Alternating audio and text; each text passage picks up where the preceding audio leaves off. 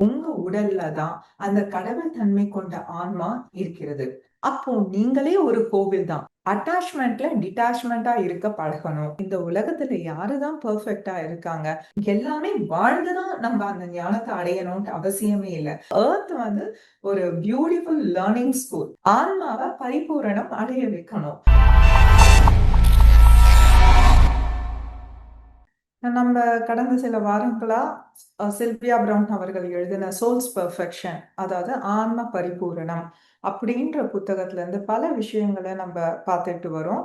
அதனுடைய தொடர்ச்சி தான் இந்த வாரமும் கொடுங்க. இந்த வாரத்தினுடைய தலைப்பு நான் பிரம்மம். இத அகம் பிரம்மாஸ்மி, நான் கடவுள் அப்படின்னு கூட நம்ம சொல்லலாம். நான் கடவுளா அப்படின்னு கேட்டீங்கன்னா, ஆமாங்க, நம்ம எல்லாருமே கடவுள் தான். அது எப்படி அப்படின்னு நான் இப்போ உங்களுக்கு சொல்றேன். நம்ம எல்லாருமே மிக பெரும் பேரொளி ஆகிய கடவுள், அதாவது அந்த ஒரு பிரம்மாண்டமான ஒரு பேரொளியிலிருந்து பிரிந்து வந்த பல சிறு ஒளி துகள்கள் தான் இந்த ஆன்மாக்கள். அப்போ அந்த பிரம்மாண்டமான பேரொளி, அந்த கடவுள் தன்மை கொண்ட அந்த பேரொளியிலிருந்து பிரிந்து வந்த ஒரு ஒளி துகள் தான் அப்படின்றதுனால, அந்த ஒளி துகளுக்கு கூட அந்த கடவுள் தன்மை கொஞ்சம் கூட மாறாம அப்படியே இருக்குங்க. அப்போ அந்த கடவுள் தன்மை கொண்ட ஆன்மா இந்த உடல்ல குடிக்கொண்டு இருக்கிறதுனால, சில்வியா பிரவுன் உங்க உடலை, ஒவ்வொருத்தருடைய உடலையும் இது ஒரு கோவில் அப்படின்னு சொல்றாங்க. கோவில்ல தானே கடவுள் இருப்பாங்க. அப்போ நம்ம ஆன்மா, அந்த கடவுள் தன்மை கொண்ட ஆன்மா இந்த உடல்ல குடிக்கொண்டிருக்கிறதுனால இதுவும் ஒரு கோவில் தான்.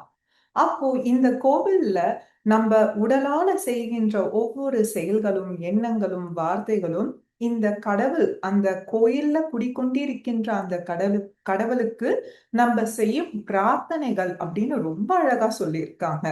அப்போ அந்த செயல்களும் சொற்களும் எப்படி இருக்கணும் அப்படின்னு பாத்தீங்கன்னா, மிகவும் நேர்மறையான விஷயங்களாக இருக்கணும்.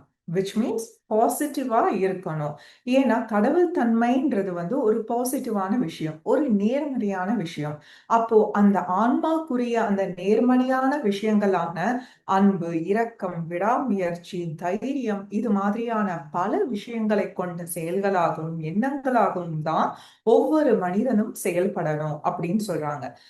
இன்னும் கொஞ்சம் எக்ஸாம்பிளோட சொல்லணும்னா, குழந்தைகளோட அன்போட இருக்கணும். முதியவர்களோட நம்ம அவங்களுடைய தேவைகளை அறிந்து அவங்களோட இரக்கமா இருக்கணும்.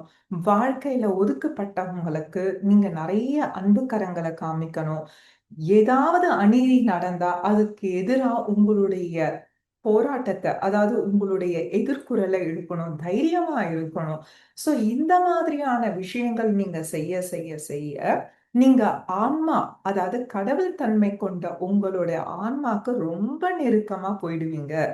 அதுவே நீங்க எதிர்மறையான விஷயங்கள் செய்ய செய்ய செய்ய நீங்க உங்க ஆன்மாவை விட்டு ரொம்ப விலகி போயிடுவீங்க. அப்ப என்ன ஆகும்? நம்ம திருப்பி திருப்பி பிறவிகள் எடுத்து அப்போ ஆன்மாவை நோக்கின பயணத்தை நோக்கி நம்ம போற மாதிரி ஆகும். ஓகேங்களா? சோ இந்த உடல்ல அந்த ஆன்மா இருக்கிறதுனால சில்வியா பிரவுன் நம்ம உடலை ரொம்பவே நல்லா பாதுகாக்கணும் அப்படின்றாங்க. அது பௌதீகமாகவும் பாதுகாக்கணும், பௌதிகம் அல்லாமலும் பாதுகாக்கணும் அப்படின்றாங்க. பௌதீகம்னா ஒண்ணும் இல்லைங்க, பிசிக்கலா நல்லா பாதுகாக்கணும்ன்றாங்க. நல்ல உணவு முறைகள், நல்ல உடற்பயிற்சி, இதை செஞ்சு பாதுகாக்கணும். ஏன் பாதுகாக்கணும் அப்படின்னு பாத்தீங்கன்னா, இந்த உடல் இல்லாமல் உங்களால அந்த ஆன்மாவை நோக்கின பயணத்தை உங்களால மேற்கொள்ள முடியாது. அதனாலதான் அவங்க அப்படி சொல்றாங்க. சரிங்க, உடற்பயிற்சியும் நான் நல்ல உணவும் சாப்பிட்டாவே போதுமா, அதுவே ஆன்மாவை சென்றடைந்து விட முடியுமா அப்படின்னு கேட்டீங்கன்னா, அதுவும் இல்லை. அது ஒரு பேசிக்கான ஒரு விஷயம், அவ்வளவுதான். இத மீறி பல விஷயங்கள் சில்வியா பிரவுன் சொல்றாங்க. என்னன்னா, முதற்படியா அவங்க சொல்ற மிக மிக முக்கியமான விஷயம் என்னன்னா, யாரும் உங்களை அவமரியாதை செய்யாத மாதிரி பார்த்துக்கோங்க. ஏன்னா உங்க உடல்ல தான் அந்த கடவுள் தன்மை கொண்ட ஆன்மா இருக்கிறது. அப்போ நீங்களே ஒரு கோவில் தான், நீங்க ஒரு நடமாடும் கோவில். அப்ப அந்த கோவிலை யாராவது அவமரியாதை செஞ்சா அதை நீங்க பார்த்துட்டு சகிச்சுக்கிட்டு எல்லாம் இருக்கக்கூடாது. இந்த உலகத்துல யாருமே ஒருத்தவங்க இன்னொருத்தவங்களோட குறைந்தவங்களும் இல்லை, உயர்ந்தவங்களும் இல்லை. எல்லாரும் சமமானவர்கள். அப்போ நீங்க அஹ், என்ன செய்யணும்னு சொல்றாங்கன்னா, அப்படி யாராவது உங்களை அவமரியாதை பண்ணாங்கன்னா நீங்க ஒரு பாஸ் எடுத்துக்கோங்க. அவங்கள விட்டு விலகி வந்துருங்க அப்படின்னு சொல்றாங்க. சில சமயத்துல சில்வியா பிரவுன் விலகி வாங்கன்னு சொல்றாங்க. அதே சமயத்துல உங்க குடும்ப உறுப்பினர்களா இருக்கிறாங்கன்னு வச்சுக்கோங்களேன். ஃபார் எக்ஸாம்பிள், உங்க குடும்ப உறுப்பினர்கள்லயே ஒருத்தர், அதாவது உங்க கணவரோ, குழந்தைகளோ, இல்லாட்டி உங்க மனைவி, இல்ல நெருங்கிய நண்பர்கள், இப்படி யாராவது வேணாலும் இருக்கட்டும். இவங்க யாராவது உங்கள காயப்படுத்தினாவோ, உங்கள ரொம்ப கஷ்டப்படுத்தினாவோ, அதாவது உங்க கோவில்ன்றது ஒண்ணும் இல்லைங்க. ஒவ்வொரு ஆன்மாவும் ஒவ்வொரு பிறவியிலும் ஒவ்வொரு கோவில்ல வாழும். அப்போ இந்த கோவில்ல அவங்க காயப்படுத்தினாவோ, தாழ்த்தினாவோ, அவங்கள விட்டு உடனே விலகி வந்துருங்கன்னு சொல்லல. அவங்க மாறா அதுக்கு என்ன சொல்றாங்கன்னா, அவங்களோட நீங்க மானசீகமா, உணர்வு பூர்வமா அவங்களோட என்டாங்கிள்ட் ஆயிட்டு இருக்காதீங்க. சிக்கிக்கிட்ட அந்த உறவுல தவிக்காதீங்க. ஃபார் எக்ஸாம்பிள், பிரதீப் சார் நிறைய தடவை சொல்லியிருக்காரு, அட்டாச்மெண்ட்ல டிட்டாச்மெண்டா இருக்க பழகணும் அப்படின்ட்டு. குடும்பத்துல இருக்கணும், அதே சமயத்துல அந்த உறவு பந்தத்துல ரொம்ப சிக்கிக்கிட்டு அதுல நம்ம கஷ்டப்படக்கூடாது அப்படின்னு சொல்றாரு. இன்னொரு இடத்துலயும் அவர் என்ன சொல்றாங்க, சில்வியா பிரவுன் அவர்கள் என்ன சொல்றாங்கன்னா, இது வெறும் குடும்ப உறுப்பினர்களுக்கும் நண்பர்களுக்கும் மட்டும் இல்ல. சில பேர் தாங்கள் அவதாரங்கள், தூதர்கள், சேனல்ஸ், நான் ஒரு மீடியம் அப்படின்ட்டு ஹையர் ரெல்ம்ஸ்ல இருக்கிறவங்களோட, அந்த அந்த உயர் உலகத்துல இருக்கவங்களோட தொடர்புல இருக்கிறேன் அப்படின்னு சொல்லுவாங்க. எஸ், அவங்களாம் இருக்கிறாங்க. பட் அவங்க யாருமே உங்களை விட புனிதமானவங்க இல்ல அப்படின்றாங்க. அவங்க புனிதமானவங்கன்னா, அப்ப நீங்களும் கூட தான் புனிதமானவங்க. அவங்க உண்மை தேடும் முயற்சியில இருந்து சில விஷயங்களை கத்துக்கிட்டு அவங்க அந்த நிலைக்கு போயிருக்காங்க. நீங்க இன்னமும் அந்த உண்மை தேடும் முயற்சியில இருக்கிறதுனால நீங்க இன்னும் அந்த நிலைக்கு போல. அந்த நிலைக்கு போகாததுனால நீங்க அவங்கள விட குறைந்தவர்கள்லாம் இல்ல. இன்னும் ஒரு படி அதிகமா சில்வியா பிரவுன் போய் என்ன சொல்றாங்கன்னா, இந்த சில போலி குருமார்கள் என்ன பண்ணுவாங்கன்னா, வேணும்னே இந்த உண்மையை யாருக்கும் சொல்லாம மறைச்சு வைக்கிறாங்க. அப்படி மறைச்சு ஏன் வைக்கிறாங்கன்னா, அப்பதான் இந்த உலகத்துல இருக்கிற எல்லாரையும் தான் கண்ட்ரோலுக்கு கொண்டு வர முடியும் அப்படின்னு நினைக்கிறாங்க. ஆனா நம்பலாம் அப்படி இருக்கக்கூடாது. நம்ம ஒரு ஞானத்தை கத்துக்கிட்டோம்னா, நம்ம அந்த ஞானத்தை நம்மளுக்கு தெரிஞ்ச வரைக்கும் எல்லார்கிட்டயும் சொல்லணுங்க. அப்படி சொல்லும் போதுதான் நம்ம எல்லாருமே சமமானவர்களா ஆறோம். அப்போ நீங்களும் உயர்வீங்க, உங்களை சுத்தி இருக்கிற எல்லாருமே உயர்வாங்க. சோ அதனால உங்களுக்கு தெரிஞ்ச விஷயங்களை நிறைய நீங்க பகிர்ந்துக்க ஆரம்பிக்கணும். அடுத்தது, சில்வியா பிரவுன் வேற இன்னும் என்ன சொல்றாங்கன்னா, ஓகே, நம்ம இப்போ உடல் பயிற்சி செஞ்சு நிறைய உணவு முறைகளை சாப்பிட்டு நம்ம உடலை ஃபிட்டா வச்சு நம்ம ஆன்மா தேடுற முயற்சியில இருக்கிறோம். அப்போ அடுத்த கட்டம் என்ன அவங்க சொல்றாங்கன்னா, நீங்க தினமும் தியான பயிற்சி நல்லா செய்யணும், நிறைய புத்தகங்கள் வாசிக்கணும், நிறைய ஆன்ம குருமார்கள் பேசுறதெல்லாம் நீங்க நிறைய கேட்கணும். இந்த பயிற்சி முறைகள் எதுக்குன்னா, அந்த உண்மை தேடும் பயணத்தை நோக்குனதா இருக்கும். உண்மை தேடும் பயணம்னா என்னங்க, எனக்கு புரியல அப்படின்னு நினைக்காதீங்க. உண்மை தேடும் பயணம் அப்படின்னா, நான் கடவுள் அப்படின்ற ஒரு விஷயத்தையும், நான் யார் அப்படின்ற விஷயத்தையும் புரிஞ்சுக்கிறதுக்காக தான். அப்போ நீங்க புரிஞ்சுக்கிட்டீங்கன்னா உங்க ஆன்மா பரிபூரணம் அடையுது. சோ அந்த உண்மை தேடும் பயணத்துல நீங்க இருக்கும்போது நீங்க நிறைய தியானம், ஆஹ் நிறைய ஆன்மீக புத்தகங்கள் படிக்கிறது, நிறைய ஆன்ம குருமார்கள் பேசுறதெல்லாம் கேட்பீங்க. அப்போ இதெல்லாம் கேட்கும்போது உங்களுடைய ஃபுல் அட்டென்ஷன், உங்களுடைய ஃபுல் கோல் எதுல ஃபர்ஸ்ட் இருக்கணும் அவங்க சொல்றாங்கன்னா, உங்க சுயமரியாதையை உயர்த்தக்கூடிய விஷயமா இருக்கணும். நீங்க எதுக்கு அந்த பயிற்சிகள் எல்லாம் பண்றீங்கன்னா, நீங்க எந்த விதத்திலையும் தான் யாரை விட குறைந்தவங்க இல்ல. நீங்க எல்லா விதத்திலையும் உங்ககிட்ட எல்லா விதமான ஆற்றல்கள் இருக்கு அப்படின்றத ஒரு புரிஞ்சு கொள்றதான் அந்த தியான பயிற்சிகள், இந்த ஆன்மீக பயிற்சிகள்லாம் இருக்கு அப்படின்னு சில்வியா பிரவுன் சொல்றாங்க. ரெண்டாவதா இன்னொரு முக்கியமான விஷயமும் இங்க சொல்றாங்க.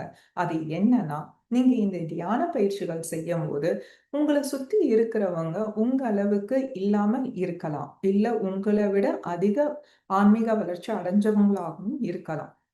அப்படி உங்க அளவுக்கு இல்லாதவங்க, அவங்க ஒரு சில நெகட்டிவான விஷயங்கள் செய்யும்போது, உடனே அவங்கள வெறுத்து ஒதுக்கிடாம, அந்த குணநலன்களையும் சகிச்சுக்கிட்டு, அவங்களோட வாழவும் நம்ம கத்துக்கணுங்க.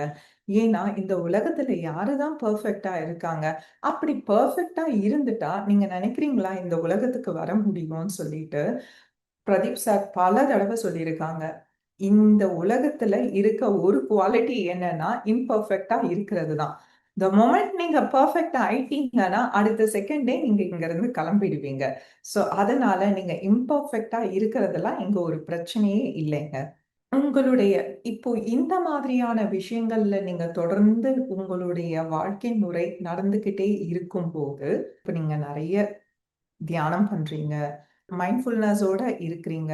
பிளஸ் மௌனத்துல நெறைய ஆன்ம குருமார்கள் பேசுறதெல்லாம் கேட்கும்போது, நெறைய ஞானம் உங்களுக்கு வருது இல்லைங்களா? அப்போ அந்த ஞானம் வந்த பிறகு, நீங்க கேட்டதோட விட்டுடக்கூடாது. அது உங்களுடைய தினசரி வாழ்க்கையில அது ஒரு பகுதியா மாறணும். உங்கள யாராவது ஒருத்தர் பார்த்தா, ஓ! நீங்க சொல்லி அவங்களுக்கு தெரியக்கூடாது. நீங்க ஒரு ஆன்மீகத்துல இருக்கிறீங்கன்ட்டு. அதுக்காக உடனே ஒரு ஆன்மீக வேஷத்த போட்டுக்கணும்னு நான் சொல்ல வரல. உங்களுடைய வார்த்தைகள்லயும், உங்களுடைய செயல்லயும் அந்த வந்து ஒரு கண்ணாடி பிம்பம் மாதிரி அது பிரதிபலிக்கணும். உங்க செயல்கள்ல அது தெரியணும் அப்படின்னு சொல்றாங்க. அப்போதான் நீங்க வந்து ஒரு சிறந்த ஒரு பாதையை நோக்கி போயிட்டு இருக்கீங்க. அப்புறமா இன்னொரு விஷயமும் சொல்றாங்க. இந்த தேடுதல்ல இருக்கும்போது, இந்த ஆன்மாவ பரிபூரணம் ஆக்கணும் அப்படின்னு நம்ம நெனச்சு பல விஷயங்கள செஞ்சுட்டு இருக்கோம் இல்லைங்களா? இந்த மாரி விஷயங்கள் நம்ம செஞ்சுட்டு இருக்கும்போது, நம்மளுக்கு நெறையவே டிஸ்ட்ராக்ஷன்ஸ் வரும். ஏன் அந்த டிஸ்ட்ராக்ஷன்ஸ் வருதுன்னா, ஃபார் எக்ஸாம்பிள் வந்து அந்த பூமி வந்து பார்த்தீங்கன்னா, ஒரு நெகட்டிவ் பிளேன் அதாவது ஒரு எதிர்மறை ஆற்றலை கொண்ட ஒரு இடம் அப்படின்னு சொல்றாங்க. இந்த எதிர்மறையான ஒரு பிளேன்ல நம்ம இருக்கிறதுனால, இந்த இடத்துல ஒரு நல்ல விஷயம் உடனே ரீச் ஆகுதோ இல்லையோ, ஒரு எதிர்மறையான ஒரு நெகட்டிவான விஷயம் ரொம்ப ஃபாஸ்ட்டா, பயங்கர ஃபாஸ்ட்டா ரீச் ஆயிடுங்க. அப்படி ஏதாவது ஒரு நெகட்டிவான விஷயம் உங்கள வந்து தாக்கி, நீங்க அந்த இடத்துல ஒரு தவறான விஷயங்கள் செஞ்சீங்கன்னா, அத நெனச்சு கவலைப்பட வேண்டாம். அதுவுமே ஒரு ஆன்மாக்கு ஒரு அனுபவம் தான் அப்படின்னு சொல்றாங்க. உடனே எல்லா தவறையும் செஞ்சுட்டு, இதுவும் என்னோட ஆன்ம அனுபவம்னு சொல்லக்கூடாது. ஏன்னா, தெரிஞ்சு செய்றது வேற, தெரியாம செய்றது வேற. சில டைம்ல கண்ட்ரோல் இல்லாம போயிடும். அப்போ ஏன் கண்ட்ரோல் இல்லாம போகுதுங்க நம்ம எல்லாருக்கும்? அப்போ கண்ட்ரோல் நல்லா வரணும். விழிப்புணர்வோட இருக்கணும்னா, நம்ம என்ன பண்ணணும்? தினமும் தியானம் பண்ணணும். நல்ல மைண்ட்ஃபுல்னஸோட ஒவ்வொரு செயல்களையும் விழிப்புணர்வோட செய்யணும். நெறைய ஆன்மீக புத்தகங்கள் படிக்கணும். முடிஞ்ச அளவுக்கு மௌனத்துல இருக்கணும். நெறைய சர்வீசிங் பண்ணணும். இந்த மாரி நீங்க தொடர்ந்து செய்யும்போது, உங்களுடைய விழிப்புணர்வை ரொம்ப ஹையஸ்ட் லெவல்ல இருக்கும். ஸோ, நீங்க ஒரு தவறு செய்யறதுக்கு முன்னாடி அத நீங்க தடுத்து நிறுத்திடலாம். அப்படி ஒருவேள இந்த நம்ப இந்த நெகட்டிவ் பிளேன்ல இருக்கிறதுனால, இன்கேஸ் உங்கள அந்த எதிர்மறையான விஷயங்கள் தாக்கி, நீங்க ஒரு நெகட்டிவான விஷயத்த செஞ்சுட்டாலும் கவலைப்படாதீங்க. That's okay. அது வந்து ஆன்மாவுடைய வளர்ச்சியில அதுவும் ஒரு பகுதி அப்படின்னு சொல்றாங்க. ஆனா சில பேர் கேட்கலாம், "ஏங்க நான் தொடர்ந்து அதே மாரி ராங்கான விஷயத்த பண்ணா எப்படிங்க?" அப்படின்ட்டு ஒரு டவுட்டும் நம்மளுக்கு வருது இல்லைங்களா? ஸோ அதுக்கு சில்வியா ப்ரவுன் என்ன சொல்றாங்கன்னா, "நீங்க இங்க வரதுக்கு முன்னாடியே உங்களோட சோல் பிளான ரொம்ப கிளியரா எழுதியிருப்பீங்க இல்லையா? இந்த ஜென்மத்துக்கு நீங்க ஒரு கருப்பொருள கொண்டு வருவீங்க. அதாவது ஒரு தீமோட வருவீங்க. இந்த வாழ்க்கையில நான் இத கத்துக்கணும், இத பிராக்டிஸ் பண்ணணும்ன்ட்டு இருக்கிறேன் அப்படின்னு நெனச்சுட்டு வருவீங்க. இன்கேஸ் நீங்க பிராக்டிஸ் பண்ண வந்தது ஒண்ணு, ஆனா செஞ்சுட்டு இருக்கிறது ஒண்ணா இருந்தா, அப்போ பிளான் ஏ, பிளான் பி இத கூட நீங்க உங்க பிளான்ல எழுதிருவீங்களாம்.